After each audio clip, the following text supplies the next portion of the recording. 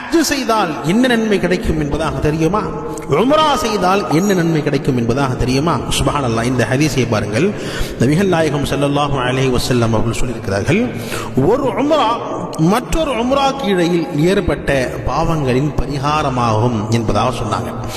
அதே மாதிரி ஏற்றுக்கொள்ளப்பட்ட ஹஜ்ஜுக்கு சொர்க்கத்தை தவிர வேறு கூலி இல்லை என்பதாக நபிகள் நாயகம் ஸல்லல்லாஹு அலைஹி வஸல்லம் அவர்கள் சொல்லியிருக்கிறார்கள். அதாவது அல் உம்ரத்து இலல் உம்ரத்தி கஃபாரத்துன் மா பைனஹுமா வல் ஹஜ்ஜுல் மப்ரூர் லைஸ லஹு ஜஸாஉன் இல்லல் ஜன்னah வல் ஹஜ்ஜுல் மப்ரூர் லைஸ லஹு ஜஸாஉன் இல்லல் ஜன்னah. அதாவது ஏற்றுக்கொள்ளப்பட்ட ஹஜ்ஜினுடைய நன்மை சொர்க்கமே தவிர வேறு இல்லை என்பதாக சொன்னாங்க. அதாவது ஒரு ஹஜ் நம்ம செய்கிறோம், குறிப்பாக இந்த வருஷம் ஹஜ்ஜுக்கு ஹாஜிமார்கள் சென்றிருக்கிறார்கள்.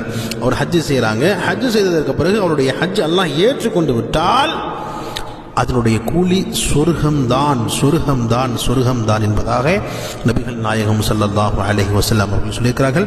இந்த ஹதீஸ் புகாரி ஷரீஃபிலே பதிவாக இருக்கிறது. எனவே நிச்சயமாக ஹாஜிகள் ஹஜ் செய்யும் பொழுது எவ்விதமான தவறும் இல்லாமல் எவ்விதமான பிழைகளும் இல்லாமல் சரியான முறையில் இஹ்லாஸோடு அல்லாஹுக்காக ஹஜ் செய்து விட்டார்கள் என்பதாக சொன்னால் அந்த ஹஜ்ஜினுடைய கூலி சொர்க்கத்தை தவிர வேறு இல்லை என்பதாக நபிகள் நாயகம் ஸல்லல்லாஹு அலைஹி வஸல்லம் சொல்லியிருக்கிறார்கள். எனவே நிச்சயமாக அல்லாஹ் நம் அனைவருக்கும் குறிப்பாக இந்த ஆடியோவை கேட்கக்கூடிய அல்லாஹ் நம் அனைவருக்கும் ஹஜ் உம்ராக்கள் செய்யக்கூடிய பாக்கியத்தை தந்து அருள்வானாக.